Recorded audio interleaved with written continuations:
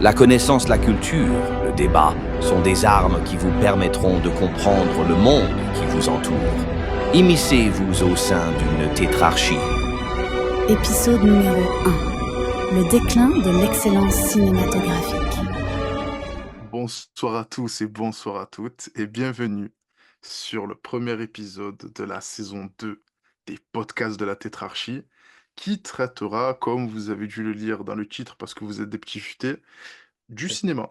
Voilà, tout simplement, de l'évolution du cinéma. Ça va être quelques petits propos libres, beaucoup d'avis et de culture cinématographique sur ce qu'est le cinéma déjà dans un premier temps pour chacun d'entre nous, ce qu'il nous a apporté et en même temps, comme vous commencez à connaître la maison, on ira de notre petit coup de griffe, sur le 7e art. Donc du coup, comme vous le savez très bien, Aslan sans Billy, Aslan sans Neox, c'est pas Aslan. Donc du coup, je les laisse vous dire un petit bonjour. Ouais, bonjour à tous, c'est Billy. Bonsoir à tous, c'est Neox. Heureux de vous retrouver. J'avais peur que tu aies oublié ton C'est Tony. ça commence très, très mal. C'est le stress, hein, c'est le stress. C'est Neox qui revient de l'apéro, il faut Ah l'excuser. oui, oui. Grand buveur de spiritueux. Ouais, super. Ouais, il faut toujours. Alors moi, le c'est pas pour lui le bois, le spiritueux, mais bon, c'est notre histoire, ça ne nous regarde pas. Donc du coup, les gars, déjà, bonsoir.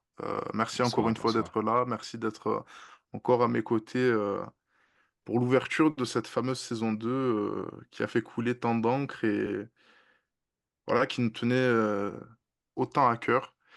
Donc, déjà merci et maintenant, si vous le voulez bien, on va entamer les choses sérieuses. Je vais donner la parole sur le cinéma, bien sûr, à notre camarade qui a rédigé un article très intéressant que vous pourrez Ah, retrouver sur merci. Medium et dans la description. Alors, Il est vous ne me voyez dispo, je pas, vais le mais mettre dans la description. Oui. Mm. voilà, vous aurez le lien Medium pour aller consulter l'article de Billy, mais pas seulement, parce que sur Medium, vous pourrez aussi tous nous lire. Et croyez-moi, ça vaut le détour. Je pense que ça vaut le Ouais. détour, ce qu'on a écrit, c'est plutôt propre. Mm. Voilà. Donc, Billy, du coup, qu'est-ce que tu peux nous dire, toi, du cinéma de manière générale? Qu'est-ce que le cinéma pour toi? Quelles critiques tu peux en faire? Et voilà, je vais te laisser parler librement. Voilà, j'arrête de Ah, jouer merci. les Torquemada. Merci. Le cinéma, tout d'abord, je pense que ça, tout le monde en conviendra, c'est une formidable invention. Une formidable invention française, en plus, cocorico.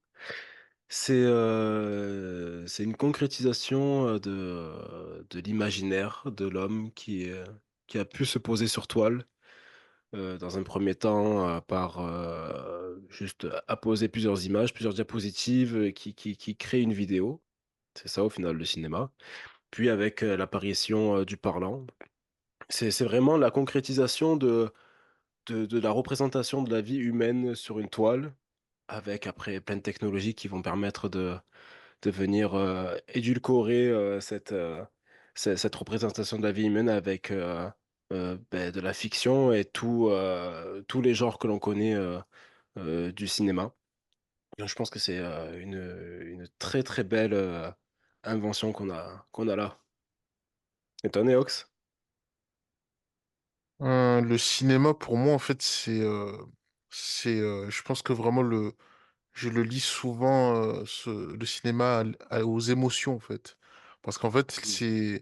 c'est un art comme à l'instar de la peinture, de la sculpture aussi.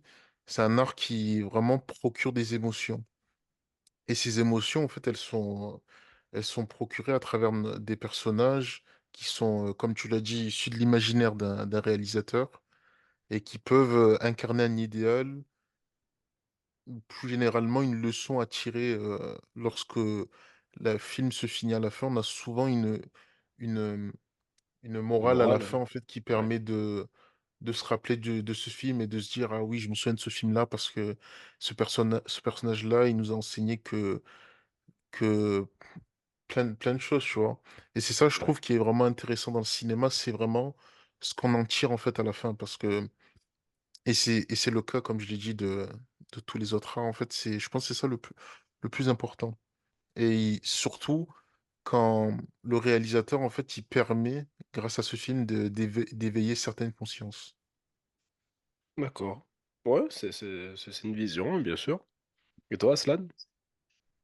Alors, le cinéma, est quelque chose qui a une place, prépondérante dans ma vie parce que j'en consomme depuis mon plus jeune âge. J'ai eu la chance d'avoir un papa très cinéphile, donc du coup, on va dire que j'en ai beaucoup consommé et après, bien sûr, j'ai fait mes petites expériences, personnelles, pour le dire ainsi. J'ai beaucoup découvert aussi en autodidacte le cinéma, pas que la littérature ou la philosophie et c'est vrai que le cinéma est très intéressant, notamment au regard du fait qu'il est la comment dire?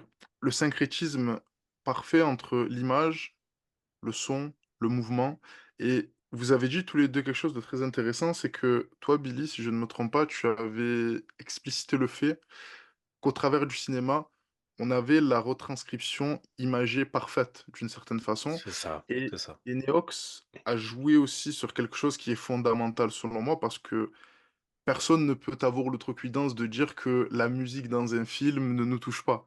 On a tous Bien sûr. écouté des musiques, Mmh.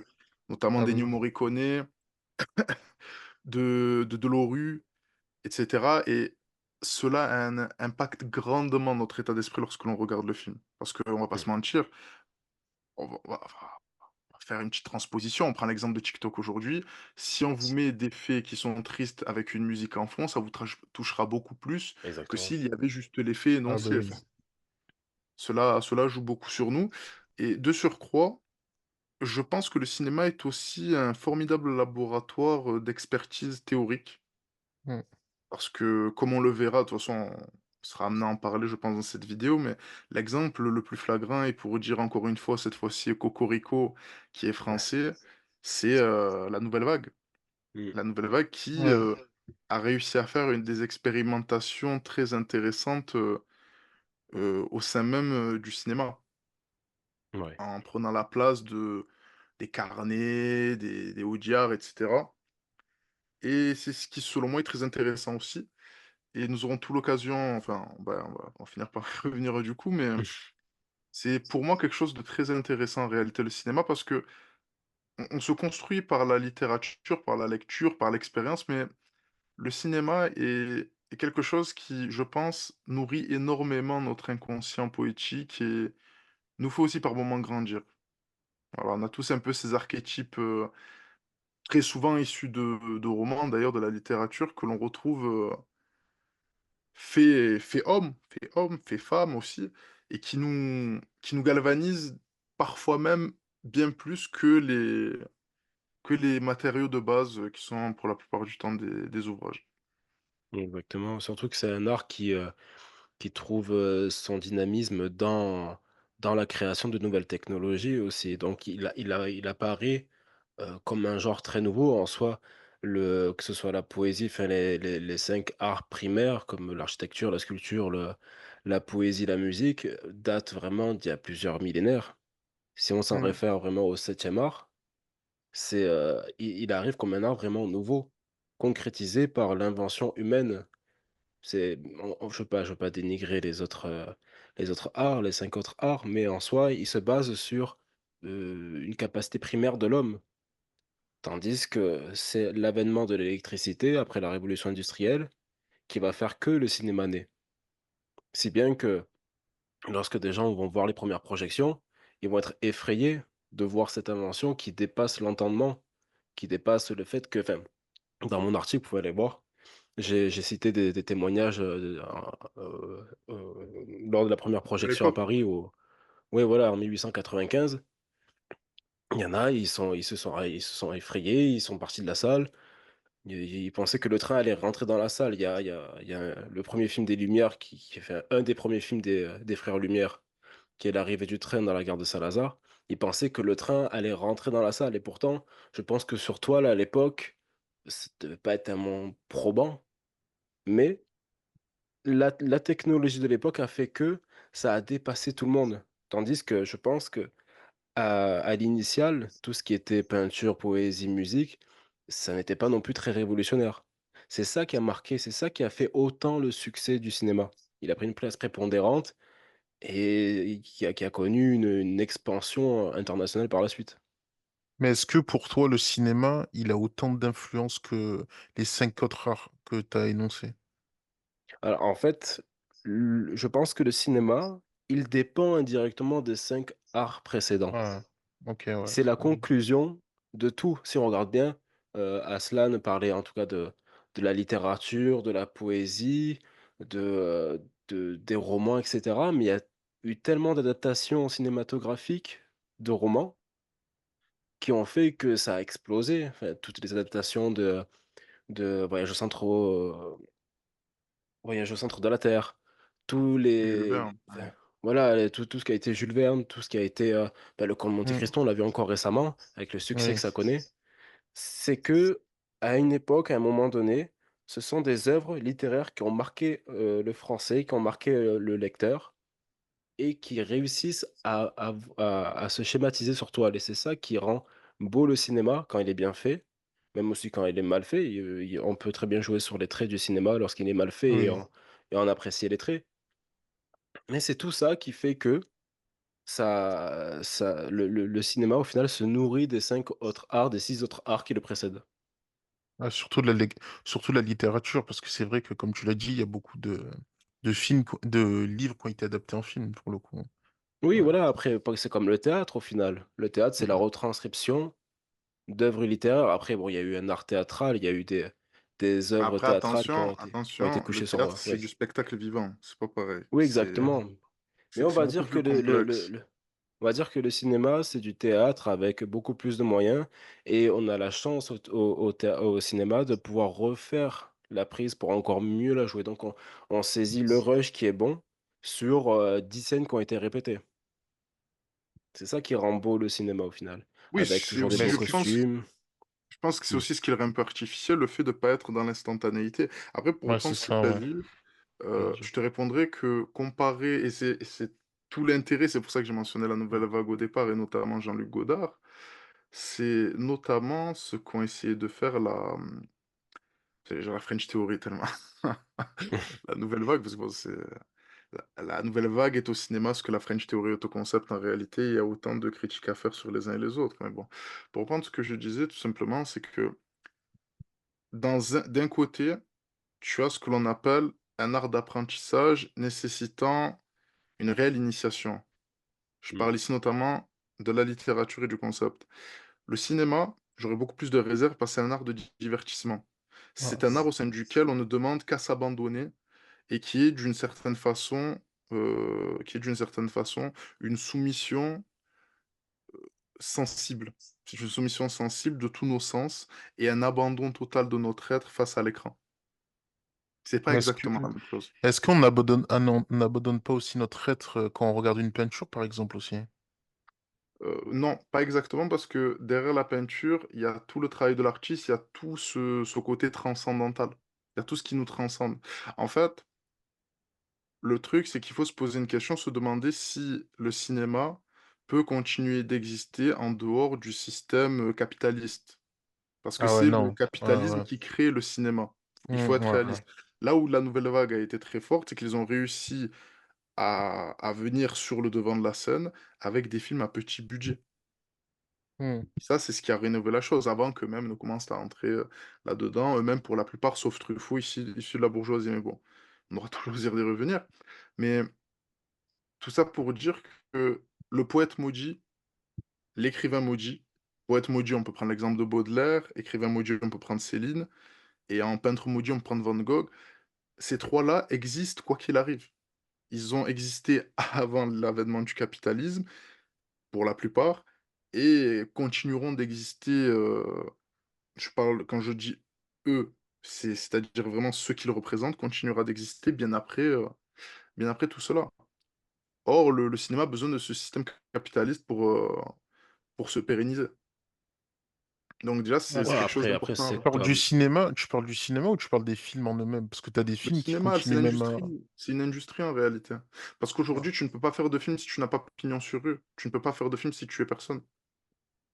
C'est ça, en fait, Ouais. le problème.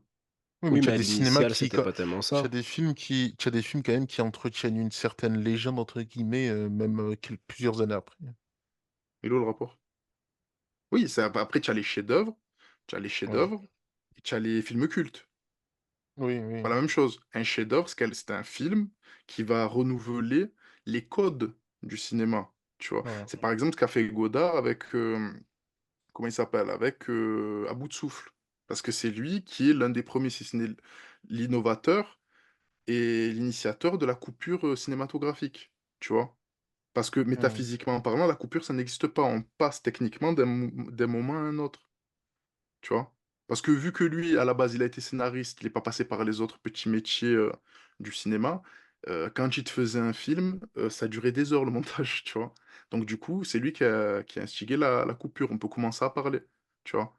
Tu me dis Le Moi, je pense pas que Parrain, ce tu soit ouais, moi, je pense pas que dis-moi? ce soit le capitalisme qui soit venu, au cinéma. Je pense que c'est le cinéma qui est venu chercher le capitalisme, justement. Ben, Je pense je t'ai pas pas dit le que contraire. Je t'ai parce pas que dit le contraire. tu as dit que le cinéma n'existait pas sans le capitalisme. Ben, le capitalisme a permis l'accroissement et l'accélération du cinéma, en Ah oui, mais réalité, avec comme lui. tout art au final. Pas exactement, parce qu'en réalité, ce que je veux te dire, c'est que le cinéma n'existait pas. Le cinéma tel qu'on le conçoit aujourd'hui, notamment Mmh. à l'arrivée de la nouvelle vague, on ne pouvait le concevoir comme il était avant l'arrivée du capitalisme et des évolutions afférentes à ce dernier, tu vois? Alors que là, si tu prends, je sais pas moi, la sculpture, la peinture, l'écriture, tu as pas besoin tu vois ce que je veux dire? Tu as pas besoin d'un grand cabinet pour pouvoir écrire, «À la recherche du temps perdu». Tu comprends? Bah, C'est je pense quand même, regarde les mangas, tout ça, c'est des grands studios qui font tout ça. Oui, mais tu C'est des pas ce que je veux grands te dire, c'est que techniquement, c'est quoi un manga? C'est des feuilles, de l'encre de Chine et tu écris et tu dessines, tu fais tes cases. Tu as pas ouais, besoin de ouais, plus en réalité. C'est tout ce qui est créé derrière. C'est comme si je te donne l'exemple du football. Le football crée une économie, le manga crée une économie et les livres créent une économie. Ce que je veux te dire, ouais. c'est qu'avant même que cette économie ne commence à se pérenniser et à plus forte raison et à exister sur le long terme, on s'est retrouvé en réalité avec, des gens qui pouvaient quand même écrire des livres qui sont aujourd'hui des chefs-d'œuvre, tu vois? Le capitalisme a permis au cinéma d'être ce qu'il est aujourd'hui, en réalité, tu vois? En fait, le cinéma demande plus de moyens, en fait, tout simplement, Et que même Même au-delà pas, de ça, je pense pas en tous les autres vraiment arts. que le cinéma si, demande plus de moyens, je pense pas, hein. regarde les derniers Avengers, je pense Oui, mais regarde, au détriment, regarde la critique, tu vois? En entrée, attention, ça fait beaucoup d'entrées parce que la franchise fait rêver. Mais si tu regardes bien l'immixtion du capitalisme qui alourdit de plus en plus les attentes et les cahiers des charges des blockbusters, ça ne fait que décroître la qualité de ces derniers, si tu regardes bien. Donc, est-ce que oui, c'est mais pas là la limite du capitalisme au non, sein du cinéma? parce que la réelle limite du capitalisme, en fait, elle réside dans l'idée selon laquelle c'est un grand monstre froid qui n'a besoin que de faire du profit. Donc au final, on s'en fout de ce que les gens pensent dans le capitalisme. La seule chose qui nous intéresse, c'est le profit. C'est le fait de gagner plus d'argent, c'est le fait de faire un maximum d'entrées et la qualité, on en a rien à foutre, tu vois? On n'est plus dans cette idée où, la qualité devait primer sur la quantité. Tu comprends? On n'est plus à l'époque d'Audiard, on n'est plus à l'époque des scripts bigarrés, on n'est plus là-dedans, tu vois? On est à une époque où l'idéologie afférente parce que le capitalisme a permis une surprolifération de tous les mots que l'on pourrait, d'une certaine manière, critiquer aujourd'hui, tu vois? Après attention, le Mmh. capitalisme a de très bons côtés aussi, tu vois? La mise en compétitivité et cetera, enfin, je cracherai pas forcément dessus, sauf que lorsque cette dernière est exacerbée. Mais c'est plus exactement le même prisme au travers duquel on pourrait appréhender le cinéma, tu vois? Ouais. C'est ça le problème, c'est qu'en fait, le capitalisme, c'est tant qu'on fait du chiffre, c'est l'essentiel. C'est ça. Bon, Moi, c'est voilà, comme pour ça que je vois moi, la chose. ouais. De toute façon, voilà, comme tu as dit, il y a le bon côté du capitalisme au sein du cinéma, mais je pense que du moment que le réalisateur se fourvoie dans l'optique de vendre et de vendre à profit, je pense qu'à partir de là, ça commence à dénaturer son œuvre et c'est là, Bien sûr, en et c'est ce qui s'est partie, passé avec c'est la pas, suite. oui, voilà, On retrouve c'est pas que la cause du mercantile, on va dire, mais c'est un agglomérat de mauvaises décisions, de mauvaises routes bien sûr, et qui ont handicapé le cinéma. il y a aussi cette volonté de prendre le cinéma pour autre chose que ce qu'il n'est ontologiquement. Tu vois, pour revenir à Mmh. la on va refaire, «l'épopée fantastique» entre guillemets de la nouvelle vague. Si on reprend l'époque de Godard, Truffaut, Chabrol, Mmh. Truffaut, Les 400 coups, Godard à bout de souffle et Chabrol, le Beau Serge. Bon, tout ce qui est Romer, et cetera, et Rivette, ils n'avaient pas encore fait de masterclass à l'époque, mais le truc, c'est que là où ils ont été très intéressants, et comme je l'avais explicité précédemment, ils ont réussi à faire des films très intéressants, même si aujourd'hui, en les regardant, on peut se dire qu'ils ont mal vieilli, ce côté un peu branché de l'époque, et cetera. Belmondo avec sa veste de costard qui lui va 3 fois, mais Ouais. passons. Ils avaient réussi à faire en sorte de faire des films plutôt intéressants avec de tout petits budgets, tu Ouais, vois? parce que c'était du néo-réalisme au final. Tu te retrouves avec des Rudolph Valentino, des gars qui te faisaient des films hollywoodiens, à gros budget, même si à l'époque, bien sûr avec, l'inflation, tout ça, c'était un peu compliqué à de quantifier le gros budget d'aujourd'hui. Mais c'était des Oui, bien gros sûr. films en soi pour l'époque avec des films, de comiques, la plupart du temps de comédie. Si tu regardes les Chaplin, si tu regardes les Laurel et Hardy, enfin pour les plus connus, Oui, tu mais attention, avais là, tu ces parles ces cinéma trucs avec américain. beaucoup de oui, voilà, c'est pour ça et c'est vraiment le cinéma C'est pas européen. comparable. Parce que Oui, non, c'est pour ce ça, qui est parce que pathologique, vas-y, je t'en prie, vas-y, mais après tu vas non, comprendre où je le veux en cinéma européen, il est beaucoup plus là où il s'est démarqué, c'est que c'est vraiment du réalisme. Ça va s'attaquer au à la vie d quotidienne, c'est là où les gens se Ah, aux retrouvent et c'est ce que va émotions, ouais, faire le oui, aux voilà, c'est émotions. même pas aux émotions, c'est vraiment que c'est on va Oui, traduire la vie quotidienne. On va aller chez les gens, on va voir les problèmes et cetera et cetera. C'est ce qu'a fait le cinéma européen, en tout cas le cinéma français, le cinéma italien oui, au début des années 50. voilà, C'est là où ça s'est vraiment démarqué. mais déjà tu peux marquer une scission entre le cinéma français et le cinéma italien. L'intérêt de la nouvelle vague aussi, c'est quoi? C'est qu'on se retrouve en rupture avec les anciens films. Notamment, par exemple, je te donne un film, au hasard, hein, Terrain vague de Marcel Carné. Tu te retrouves avec, par exemple, un film où tu as des gens qui te parlent de la jeunesse alors qu'ils n'en sont pas. Mmh. L'avantage de la nouvelle vague, c'est que lorsqu'ils sont arrivés, il y avait ce vent de fraîcheur, tu vois? Quand tu regardes les 400 coups de Truffaut, tu te dis, surtout quand tu vis à cette époque et à plus forte raison que tu te tapes Terrain vague et les 400 coups, tu dis: «Ah, c'est pas la même conception de la jeunesse». Ouais. Le truc, c'est que déjà, bon, donc du coup, on crépuscule les idoles, passées et on se pose comme nouveau branché, comme nouveau, dictateur de la mode d'une certaine façon, de la mode à suivre. Ouais. Parce que faut pas oublier aussi que les jeunes sont très sensibles à la mode, sociologiquement, ça a été démontré. À plus forte raison, après, là où ça a commencé à péricliter, le problème, c'est que ils ont tous pris des voies différentes et notamment Godard. C'est que Ouais. Godard a commencé à prendre le cinéma pour autre chose que ce qu'il était à la base. Mmh. C'est-à-dire que Godard, il a commencé à vouloir faire du cinéma une vraie science. Lui-même, il disait, en étant très sérieux: «Oui, je devrais être inscrit au CNRS, c'est de la recherche que je fais». Alors qu'en Mmh. réalité, tu ne peux pas faire du cinéma, qui est un art de divertissement, je le rappelle, quelque chose d'aussi sérieux et d'aussi pointu que de la littérature ou du concept. Ah ça, C'est je ça, en sais fait, pas le ça. Après problème. ça sérieux, ça dépend, est-ce que c'est dans la prétention ou est-ce que c'est dans leur travail, tu vois? Non, c'est dans sa prétention et aussi dans son travail, mais le problème, c'est que Godard, là où ça relevait littéralement du paradoxe, c'est qu'il avait cette vocation à faire du cinéma un objet d'étude sérieux, mais il n'avait pas la puissance dialectique et intellectuelle pour réussir à concaténer sur le cinéma comme il était possible de le faire sur, sur la littérature ou le concept, tu vois? Par exemple, quand j'entendais Godard au début de sa carrière te dire que, oui, Howard Hawks et Alfred Hitchcock étaient comparables à Fiodor Dostoïevski et à Picasso, par exemple, Mmh. enfin, c'est délirant, tu vois? C'est délirant et en plus, au fur et à mesure, il a cru, en faisant cela, qu'il continuerait de surfer sur, ce vent d'innovation qu'il avait réussi à instiguer avec, notamment la coupure, tu vois? Et tu le ressens. Quand tu commences avec À bout de souffle, il y a des maladresses, mais tu te dis: «Bon, eh, on va dire c'est du sous-polar, c'est intéressant, tu peux trouver ton compte». Pierrot le Fou, c'est inregardable, Mmh. très clairement, je sais pas si vous l'avez déjà regardé. Bon, Néox, je sais que tu es un néophyte en la matière, donc Ouais. ça te parle pas trop, mais tu vois, quand il est à Total, il y a une scène Ouais, Belmondo, ouais, que mmh. Belmondo, il part de Total: «Total, c'était une histoire d'amour. C'était une histoire d'amour. C'était» Ouais, C'est c'est bon, lourd, y a ouais. encore, tu te dis: «Bon, c'est une expérience filmique, on est dans de la théorie du cinéma». OK, on va dire que c'est les petits du des cahiers du cinéma, la critique, et cetera. Il y a pas de problème, même si pour moi, en réalité, dès lors qu'on a commencé à avoir besoin de critiques du cinéma, c'est co pour moi pareil que des critiques de musique, c'est du parasitisme. Parce que je fais suffisamment confiance à mes goûts pour savoir ce qui est bon et ce qui ne l'est pas. Mais bon, passons. Mais le film qui, pour moi, a clairement foutu clairement foutu la zizanie dans la carrière de Godard et qui, d'une certaine manière, a mis au grand jour, toutes ces problématiques, c'est Le Mépris, avec Brigitte Bardot. Parce qu'il faut pas oublier Mmh. qu'on a la nouvelle de Moravia, La Maison de Malapart et la musique de Delerue.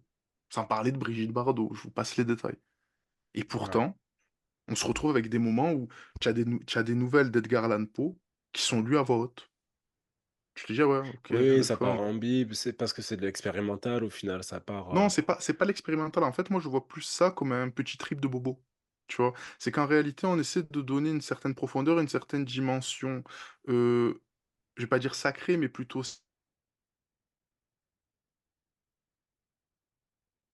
quelque chose qui en réalité n'est qu'un art de divertissement, en fait. C'est ça le problème, tu vois? ouais. C'est ce que je trouve un peu, tu vois? C'est ce qui a fait battre de l'aile et a fait perdre du temps à ces cinéastes français pendant des années, tu vois? Oui, parce qu'ils se sont confortés dans un mouvement qui était à bout de souffle et qui a été, comme, bah, tous les mouvements cinématographiques quasiment, qui ont été surexploités jusqu'à mourir. Et c'est Bien pour ça sûr, qu'il y a 90 des films de cette époque qui sont inregardables.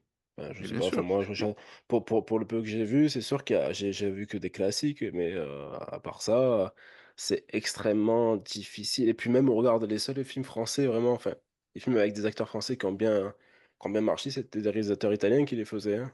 Les Visconti, tout Exactement, ça, bien après voilà, sûr, comme tu as dit, il y a quelques pointures du cinéma français qui ont fait que, le cinéma français était convoité à cette époque-là, mais c'est vite, excusez-moi du bien terme, cassé sûr. la gueule, genre dans les années 70 à la fin, à la fin des années 70 il était plus là, quoi. Mais bien sûr. Tu prends, je t'ai dit, l'intérêt de cette époque-là, c'est que déjà, c'était pas des cinéastes de formation, c'était des petits, cadets de la bourgeoisie qui avaient pour Ouais, plaisir malsain, de d'écrire de longs commentaires, de très longs commentaires sur des films qu'ils venaient de voir. En fait, c'était, la critique hallucinée, tu vois, de de l'époque, exact, tu vois? exactement. Et déjà, je vais te donner un exemple et te montrer que à cette époque, tu avais aussi des individus encore plus talentueux et qui avait une vie bien remplie. Est-ce que tu sais qui a inspiré l'histoire d'À bout de souffle? Parce que tu sais qu'À bout de souffle, c'est Truffaut, le scénario, Mmh, c'est pas Godard. Mais est-ce que tu sais de qui est inspiré À bout de souffle? pas du tout, Paul Gégauff. Paul je sais Gégauff, pas. je vous la fais rapidement, c'est la figure tutélaire de la nouvelle vague. On va dire, c'est le père spirituel de tous ces petits cons, parce qu'il faut pas oublier une chose, c'est des vilains, très clairement, c'est des vilains. Ils sont pour la plupart veulent bon, Godard encore, il était quand même athlétique, même s'il avait une tête de con. Mais lui, il leur a permis de briser le mur qui les reliait encore à cette petite morale, pudibonde, cette petite pudibonderie, tu vois? Petite bourgeoise catholique, pour le dire ainsi. Ouais, J'ai rien contre les catholiques, je vous adore, hein. J'aime tout le monde généralement. Mais, plus sérieusement et tu vois, ce Paul Gégauff, il avait quelque chose de fantastique, c'est que c'était quelqu'un qui vivait comme lui avait décidé de vivre, pas comme les gens, notamment aujourd'hui, qui vivent quasi exclusivement à travers le regard d'autrui, tu vois? ouais, Et ça, c'est en plus, bon, pour la petite anecdote, hein, pour le petit, côté, culture cinématographique, ce mec s'est fait buter par sa maîtresse parce qu'elle le rendait tellement fou qu'il lui avait dit, «Bon, tu sais quoi? Arrête de me casser les pieds, tue-moi. Voilà, ça ira plus vite» et elle l'a tué. ouais, après au mot, Donc, quoi. elle l'a pris au mot Ah ben, littéralement, elle l'a Au pris au mot. pied du lit.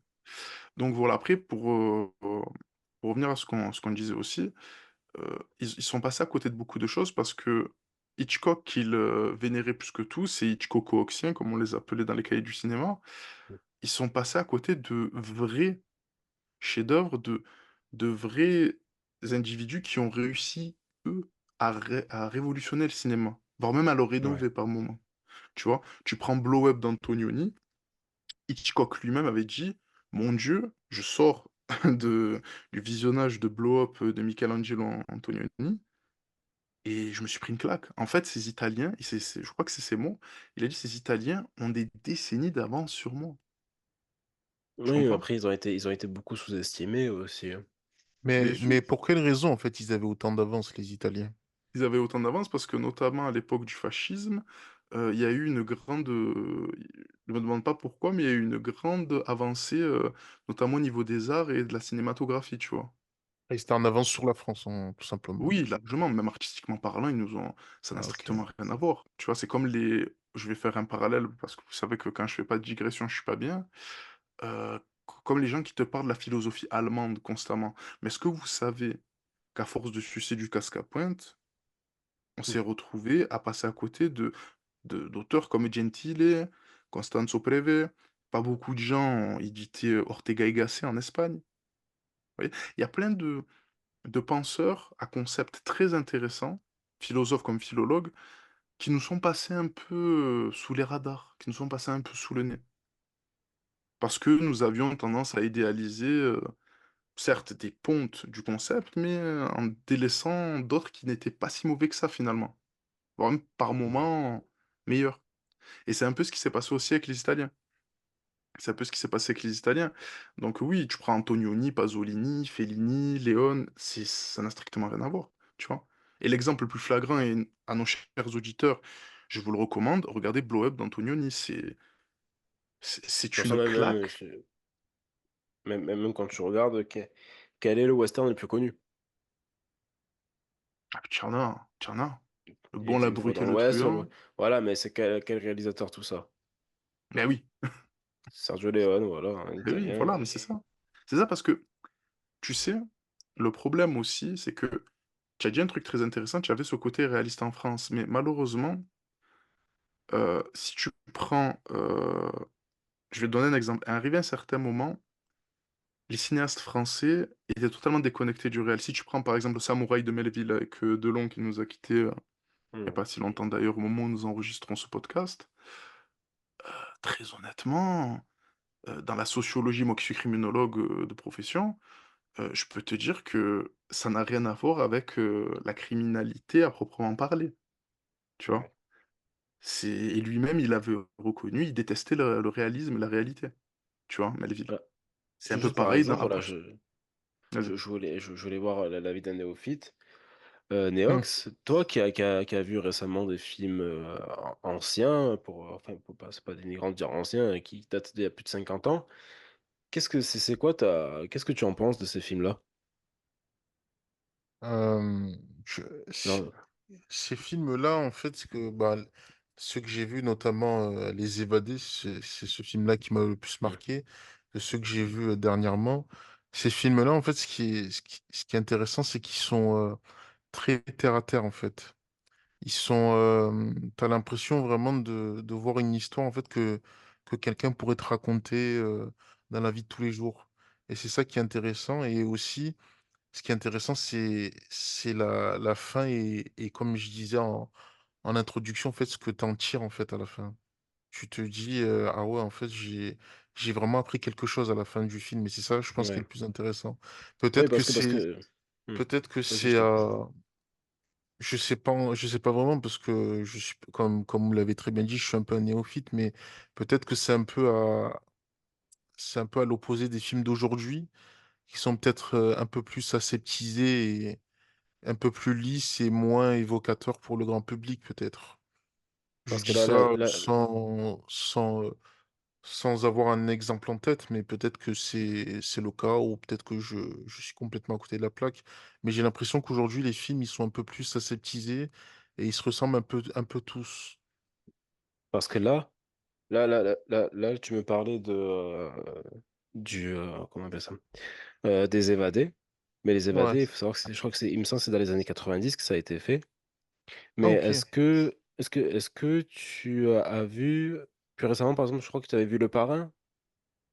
Oui, j'ai vu aussi, ouais, Le Parrain, ouais. Le Tu Parrain, avais vu c'est les la années 80, trilogie? je crois, non? Là, c'est 70. Années 70. 70? Ah, Ouais, OK. 70, ouais. Donc Ah voilà, oui. ça rentre dans les 50 ans.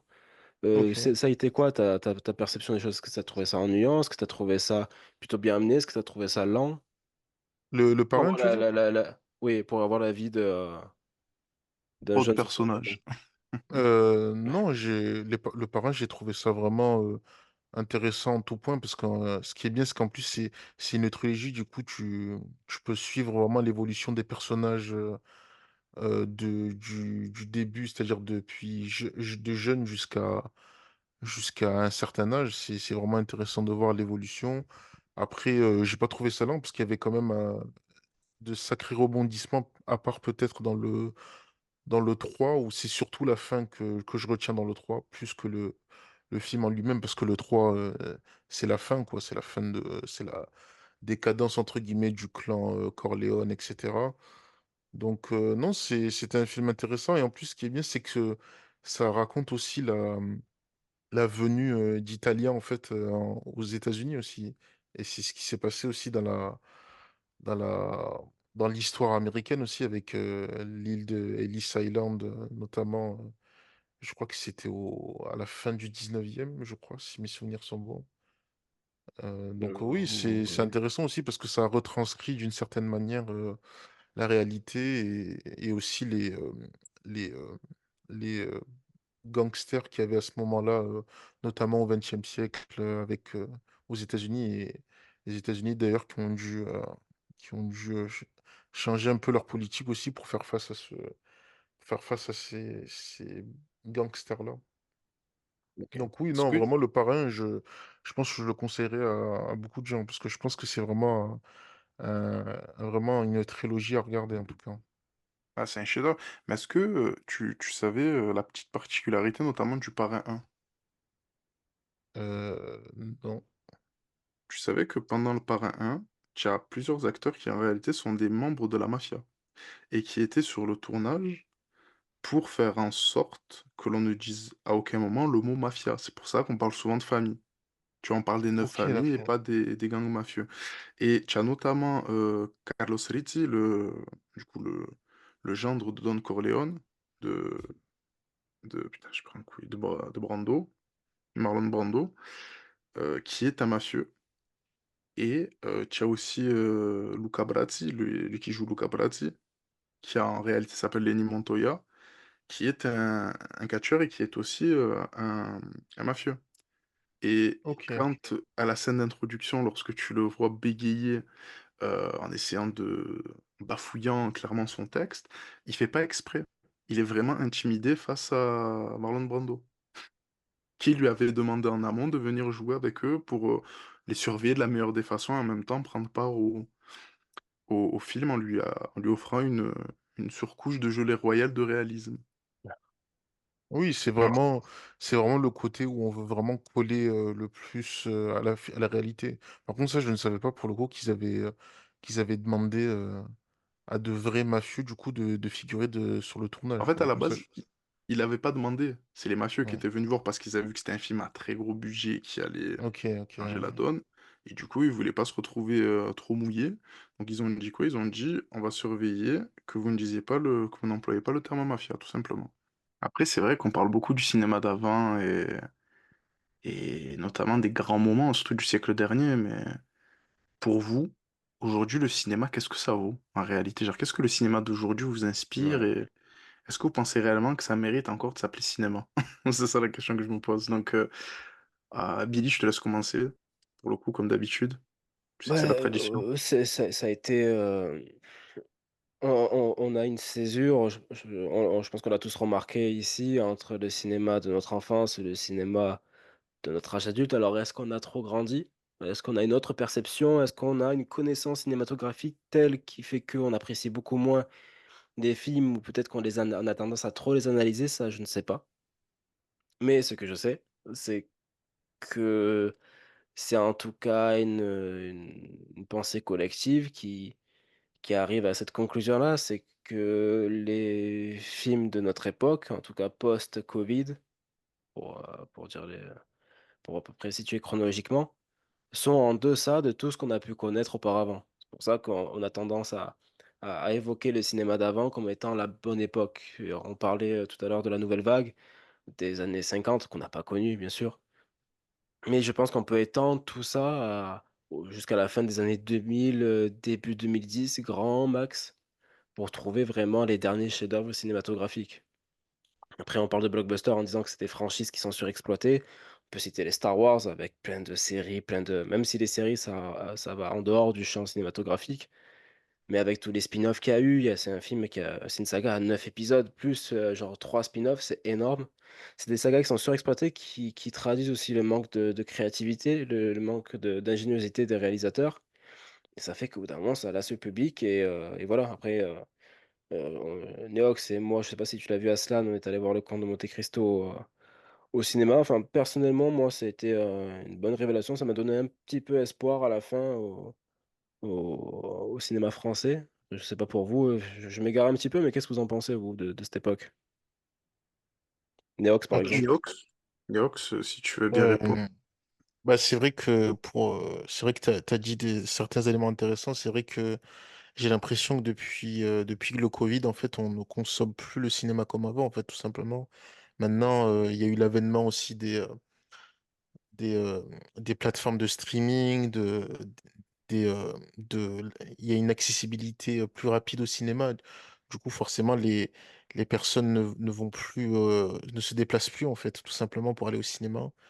Et puis aussi, je pense que les personnages d'aujourd'hui, peu importe le registre du film, en fait, ils te, ils incarnent, on va dire qu'ils incarnent moins un idéal comparé à avant, peut-être. Je pense aussi que ça soit par le jeu d'acteur, que ça soit par la leçon qu'on en tire à la fin aussi.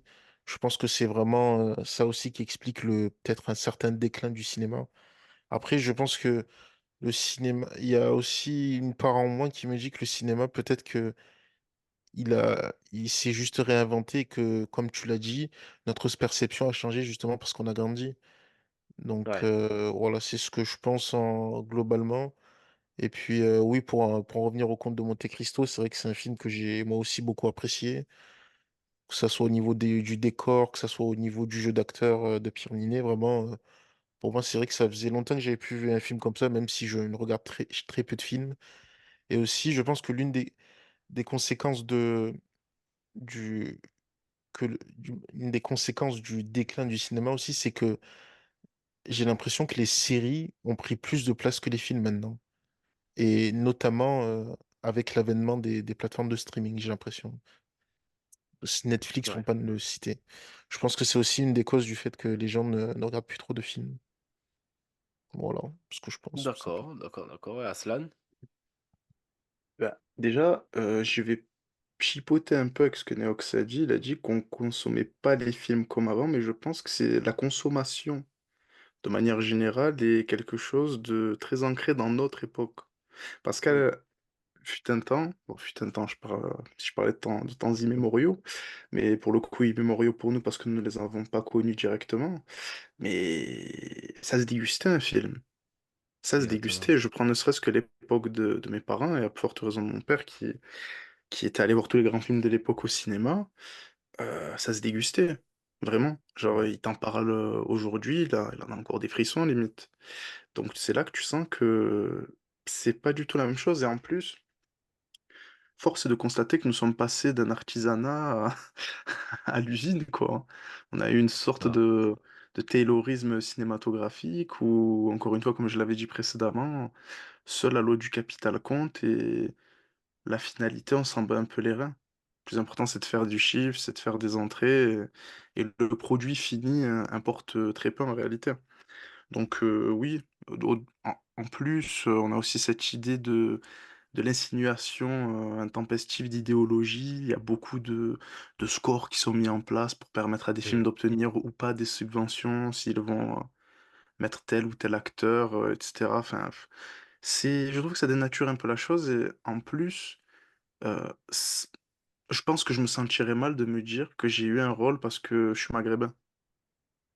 Tu Ah vois? ouais? Parce que je veux te dire, c'est en fait, on se dit aujourd'hui que à une époque où quelqu'un pouvait revendiquer un rôle ou du coup un poste, un travail sur le fondement de ses aptitudes professionnelle et du coup de des aptitudes en tant qu'acteur, aujourd'hui, il va le réclamer parce qu'il appartient à l'une de ces petites listes qu'il coche en réalité une case sur sur la fiche du scénariste, du réalisateur ou du chef-op. Donc, ça devient un peu problématique pour le coup.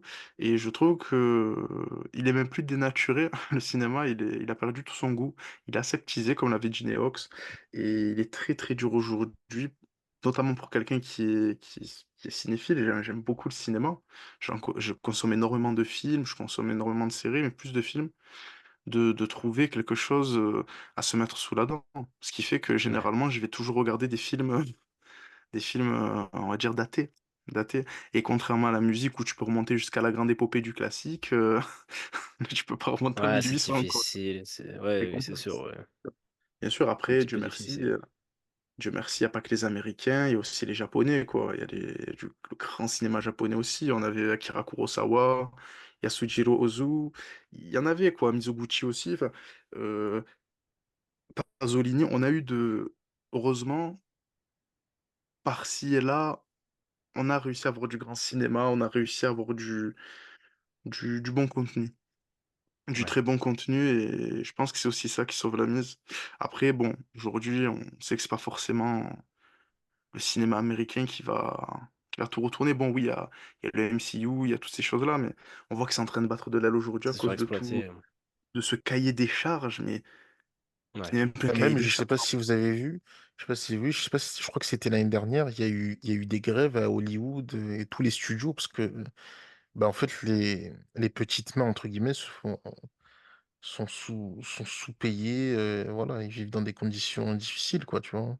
Oui, mais tu as vu le dernier Spider-Man en animation, là, en image de Je- synthèse. Est-ce que ouais, tu as vu le travail pharaonique qu'il a demandé Ouais, de fou. aux petites mains, comme tu les appelles? Tu sais que ces gens-là, la plupart, ont fini, euh, ont fini par se choper des pathologies plus ou moins graves, ont eu de très très gros problèmes psychologiques, parce que la charge ouais. de travail était immense, elle était pharaonique. Oui, c'est ça. C'est ça le problème, c'est que tu passes, pardon, d'un artisanat à une industrie. Donc du coup, le procédé oblige à déshumaniser la personne que tu as en face de toi et donc du coup, on est dans le rendement perpétuel et du coup, ce que je disais avant que tu me coupes, de manière intempestive, Ah, pardonne-moi. Yops, c'est pas grave, je Pardon. t'en prie. C'est qu'aujourd'hui, on peut un peu, allez, un petit peu se rabattre sur le cinéma coréen, sud-coréen, qui est pas trop mal. On a des derniers trains pour Busan, on a du Parasite, mais voilà, ça reste léger, surtout quand on voit ce qui a été fait auparavant. Il semble très dur aujourd'hui de pouvoir se réinventer cinématographiquement parlant, ou j'ai l'impression que la plupart de ces grands studios refusent de se réinventer, mais dans le bon sens du terme, car cela pourrait signifier de mécontenter la plupart de leurs mécènes. Et pour conclure sur le comte de Monte Cristo, pour être tout à fait honnête avec vous, j'ai vu quelques images, mais après, je pense qu'il serait très difficile de rater un film comme Le Comte de Monte Cristo. Enfin, si vous avez vu les adaptations avec Gérard Depardieu, et ma préférée avec Robert Donat, qui est daté aussi un peu, voilà, c'est quand même une histoire très difficile à rater, Le Comte de Monte Cristo. Il faut vraiment le vouloir. Il faut même, à l'époque, il y avait eu une histoire similaire avec Johnny Depp. Je sais plus exactement c'était une sorte de comédie musicale qui au final était pas mal aussi, alors que sur le papier, ça vendait pas trop du rêve. Donc c'est vrai que voilà. Mais bon, Mais après moi le après, problème que j'ai avec c'était. ce Ouais. film, ce problème que j'ai avec ce Vas-y. film, c'est que Pierre Ninet ne peut pas être Edmond Dantès. Pour moi, il ne pourra jamais revêtir les caractéristiques du Edmond Dantès tel qu'il est dépeint dans les romans de Dumas. C'est Ah tout. ouais, Voilà, pour moi, c'est à la limite, si on devait mettre un acteur français, on aurait dû mettre du Jardin. d'accord. Ok. Voilà, il fait plus mature, il a un caractère un peu plus rupestre, quoi. Là, c'est. Voilà, après, attention, hein, j'ai eu de très bons échos. Le film est excellent. Il a l'air excellent. J'ai vu un peu les costumes, etc. Ça m'a l'air d'être du très bon travail. Mais on va dire que, bon, pas y avoir d'éloges sans critique. Donc, si critique il devait y avoir, ce serait celle-ci. Voilà, du choix de l'acteur principal, mais bon, on peut pas contenter tout le monde. Mmh. Bah, écoutez les gars, en tout cas, je pense qu'on arrive au même avis, en tout cas, le cinéma est en déclin. Bon, c'est un peu ce que j'ai rappelé dans mon article. J'avais évoqué qu'effectivement il y avait les sociétés de streaming comme tu l'as évoqué, Neox, Netflix, Paramount+, Disney+ et Amazon Prime pour ne citer que les principales. Il y avait aussi j'avais évoqué le prix des places de cinéma qui avait vraiment, Ouais, c'est cher. augmenté, de manière Très, très drastique cher. sur enfin il y a pas très longtemps, j'étais allé au cinéma, enfin je vous parle de ça il y a 2 mois Il parce faut que c'est hypothéquer devenu un sa maison. luxe. Exactement, mais regardez le pot de popcorn, dans la région marseillaise, là où on est, il y a un cinéma très connu de la région qui s'appelle enfin à Plan de Campagne et le pot moyenne c'est de popcorn est à 7 € quoi. Enfin, c'est, alors que c'est du maïs avec du caramel dessus et qu'on fait chauffer. Ah, mais eux, ils ont Ça un et truc en plus, c'est les puis graisses trans, quoi.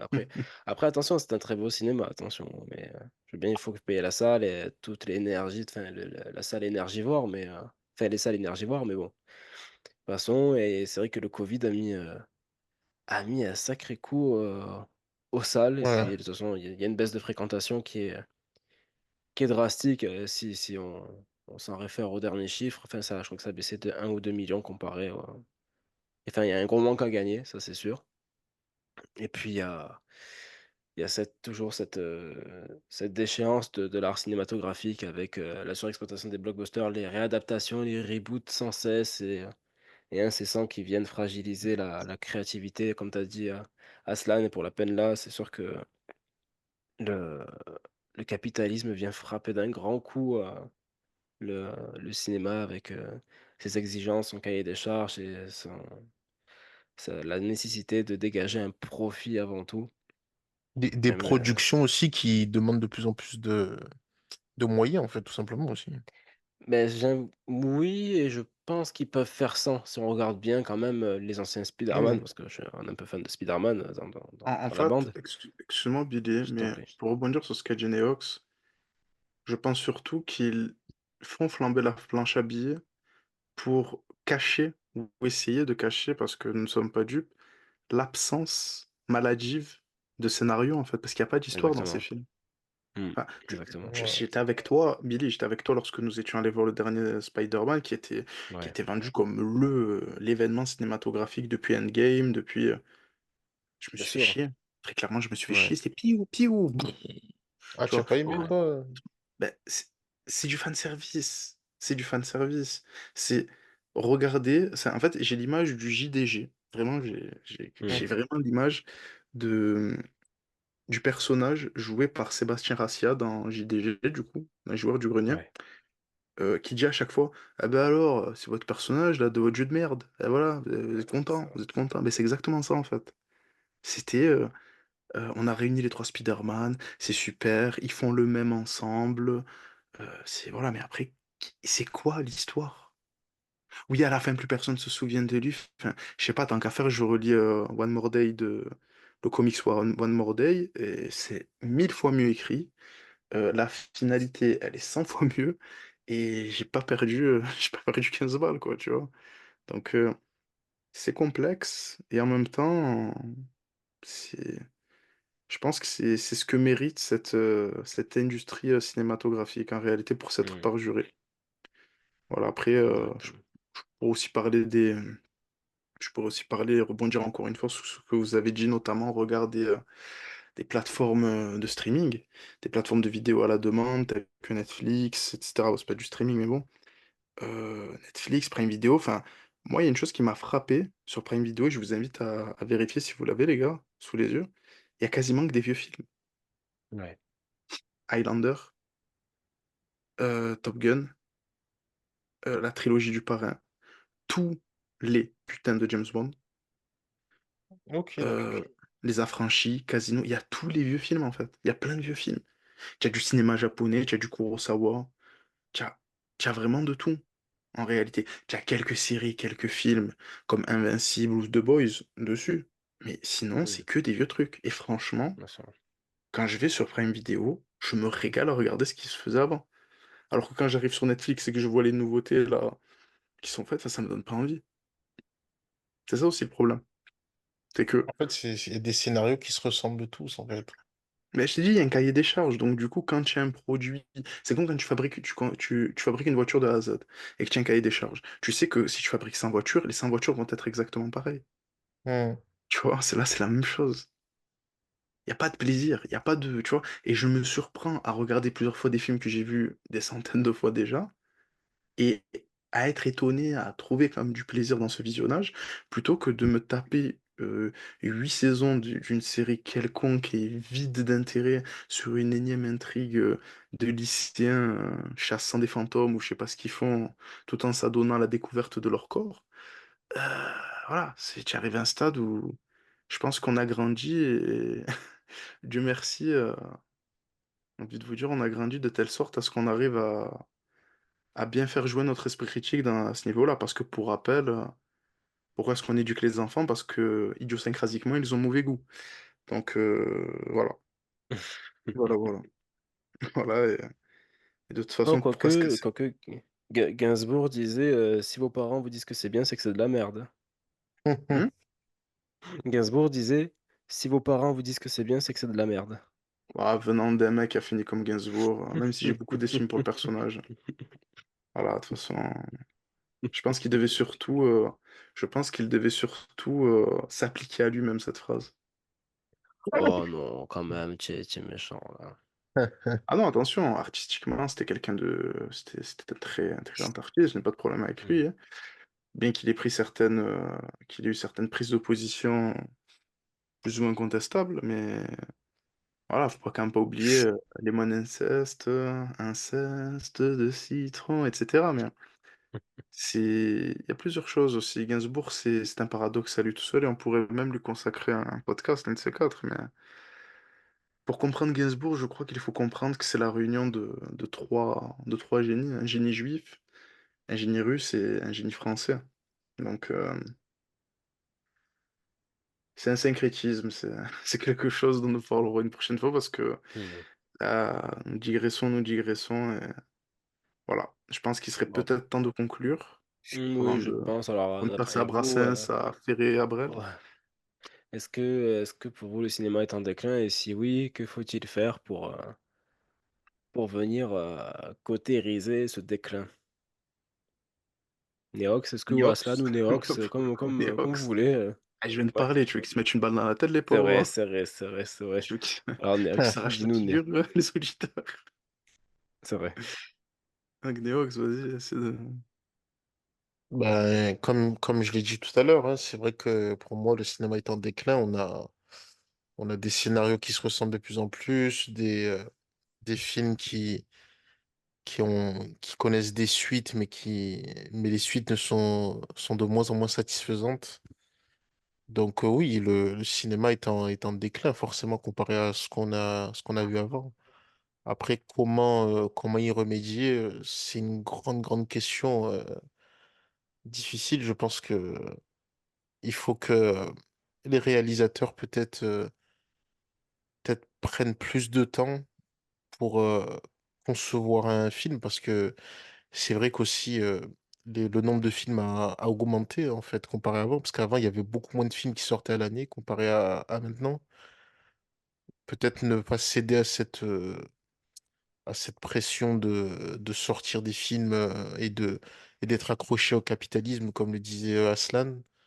Je pense que il y a de ça qui joue, et puis peut-être essayer de plus se démarquer peut-être en cherchant des sujets que peu de monde font, et trouver des personnages qui ressemblent peut-être un peu plus aux Français de tous les jours, tout simplement. Tout simplement. Ouais, c'est une vision. Ouais, effectivement, le cinéma est en déclin. Je pense qu'on en a assez parlé pour en arriver à ce constat. Après, que faire? Je pen il y a pas tellement de solutions, c'est avant Mm. tout, le fait que le cinéma a été surexploité, à mon avis, le spectateur a fait le tour des films. Il a été un peu abusé de toutes les informations qui lui coulaient, à la gueule, notamment, tout ce qui a été super production, blockbuster, film d'auteur. Je pense que le spectateur a un peu tout vu. Il attend du renouveau qui ne vient pas et c'est ça qui fait que le cinéma s'épuise. En dehors du fait que les séries, sont en train d'écraser petit à petit le film, il n'en demeure pas moins que c'est avant tout, le renouveau du cinéma qui doit arriver, sous peine de voir, les salles, désertes de plus en plus, avec une fréquentation moindre et la fermeture de salles de cinéma, avec, la fameuse musique d'Eddie Mitchell qui disait que le rideau sur l'écran était tombé. Même s'il y a plus de rideau sur l'écran maintenant, on pense que c'est le rideau en fer métallique, de toute façon fer métallique, ça peut être que fer métallique, mais, le rideau en fer qui va venir, se baisser sur la porte du cinéma. C'est mon avis. Et toi, Stan? Alors, Neox, il a dit quelque chose de très intéressant. Il a conclu en disant que on était passé euh, de films qui dépeignaient le quotidien à des films totalement déconnectés du réel. Et c'est exactement ça, en fait. On est passé du working class hero, incarné notamment par quelqu'un comme Gabin, Jean Gabin, au petit cadet de la bourgeoisie, Jean-Pierre Léaud. Et c'est vrai que lorsque tu regardes les deux films, tu vois qu'il y a une déconnexion totale du réel. Et en réalité, je pense que nous sommes arrivés à un point d'acmé, nous sommes arrivés à une époque au sein de laquelle nous avons, je pense, la maturité, l'esprit critique nécessaire pour pouvoir nous retourner et regarder ce qui a déjà été fait. Mais je crois que ce qui a été fait ne pourra plus être refait. Il y aura peut-être de temps en temps de bons films, hein, d'excellents films, mais je pense que cet âge est passé pour de bon parce qu'il est symptomatique parce qu'en fait, il est symptomatique de ce nouvel âge et ces deux âges finissent par s'exclure indubitablement et inéluctablement. Aujourd'hui, on a une nouvelle jeunesse parce que le cinéma, il est fait pour les jeunes. Faut être réaliste. C'est eux qui vont au cinéma, c'est eux qui en consomment. Et comme vous l'avez dit aussi tout à l'heure, on l'a mentionné, les plateformes telles que Netflix, Prime et Disney euh, font littéralement de l'ombre au cinéma. Il y a beaucoup moins de gens qui vont au cinéma, de jeunes qui se déplacent.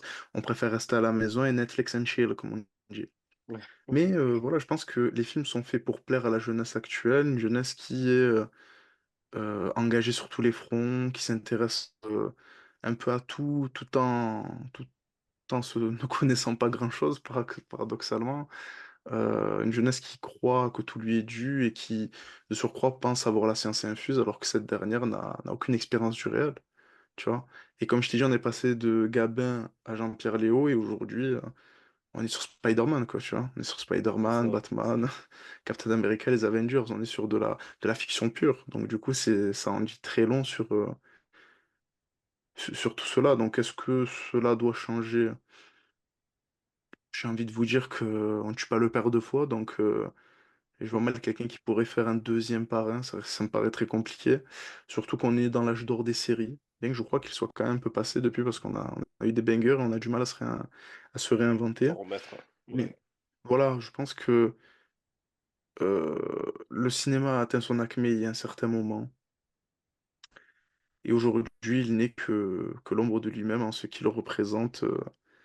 Le monde au sein duquel nous vivons aujourd'hui, un monde nihiliste, je vais paraître un peu défaitiste et misanthrope, mais un monde empreint de nihilisme et qui en même temps ne tend plus vers quoi que ce soit, hein. Mmh. Voilà. Donc, est-ce que j'ai des solutions à donner pour améliorer tout cela? Oui, j'en ai, mais est-ce que les gens veulent les entendre? Je pense qu'ils s'en battent un peu les reins, quoi. Enfin, ça changera pas grand-chose et en Ça c'est plus, c'est l'époque qui veut ça. Moi, je pense que c'est l'époque qui veut ça, et notamment au niveau artistique et culturel, ça servira à rien. Voilà. Quand tu vois des gens, et ça m'est arrivé d'avoir des débats avec des cadets, bon, des cadets. J'ai pas 70 ans non plus, hein, j'ai une petite vingtaine bien entamée, mais force a été de constater qu'ils trouvaient le moyen de te mettre sur le même plan les affranchis, Anna Montana, ouais, ouais, mais ça les c'est vrai, c'est affranchis, le Anna mal, ça. Montana, tu vois, ou la trilogie du parrain et la trilogie de, je sais pas moi, de la vie de croisière de Zack et Cody, tu vois, des trucs qui n'ont strictement, mais c'est vrai. on n'a plus cet esprit critique et on ne sait et surtout on ne sait plus ce qui est bon, tu vois? Ouais. Donc du coup, vu que les canons ont changé, à quoi bon se casser la tête, tu vois? Je pense que ce serait donner de la confiture à des porcs d'une certaine façon, donc autant les laisser se contenter de ce qu'ils ont, c'est-à-dire, pas grand-chose. Voilà, Et donc voilà, je pense on a fait le tour. mmh. Mmh. Est-ce que vous avez encore des trucs à ajouter ou pas? Non, tout simplement, que dire? Cultivez-vous, intéressez-vous à toutes les sortes de cinéma, vraiment, il y a de très, très belles choses qui ont été réalisées. Des choses un peu plus bizarres, mais qui méritent quand même, le coup d'œil et ne restez pas dans votre zone de confort. Tâchez d'en sortir, c'est parce qu'y rester, ça risque de vous tuer sur le long terme, croyez-moi. Voilà C'est vrai. donc le cinéma, c'est la vie, mais le cinéma qui se prend pour ce qu'il n'est pas, c'est à fuir. Exactement. Voilà. En tout cas, les gars, ça a été encore un plaisir de partager ce podcast avec vous. Ah, comme On a d'hab, bien hein. discuté, je suis bien sûr, hein, Ah, bien sûr, bien sûr. c'était un très bon sujet en tout cas.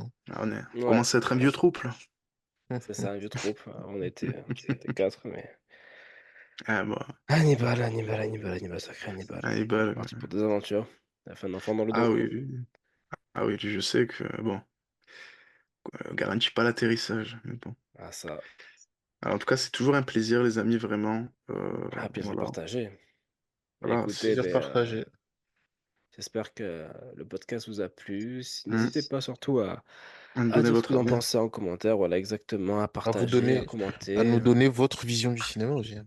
Mmh, Ouais, bien sûr, oui, oui, très partager. intéressant. Est-ce que pour vous, le cinéma est en déclin? Est-ce qu'au final, non, vous vous régalez à aller au cinéma, à voir des merdes, quotidiennes? Bon, voilà, vous me dites, est-ce les que est-ce pieds que vous dans le aimez plat vous comme faire enfler? d'habitude. Est-ce que vous aimez vous faire enfler, Le dérapage. à 7 € le popcorn? Enfin bref, tout ça et en tout cas, non, on vous jugera pas, on est là pour discuter. Partagez, aimez, commentez. N'hésitez pas à réagir à toutes les stories, Insta, c'est très important, à nous poser plein de questions pour les prochaines vidéos, ça servira. On fait souvent des sondages, il y a nos articles aussi, il y a mon article qui est dans la description, il y a les articles d'Aslan, de Neox, qui sont aussi répertoriés sur Medium. Donc n'hésitez pas à nous suivre, à mettre des petits likes sur les articles, à les partager, pareil, commenter, aimer, etc., etc. Voilà, bah, en tout cas, c'était Billy. C'était Aslan, votre serviteur de toujours et camarade. C'était C'était Neox. Et voilà, enfin, on a réussi. Voilà. Merci encore et Merci à vous de nous avoir écoutés.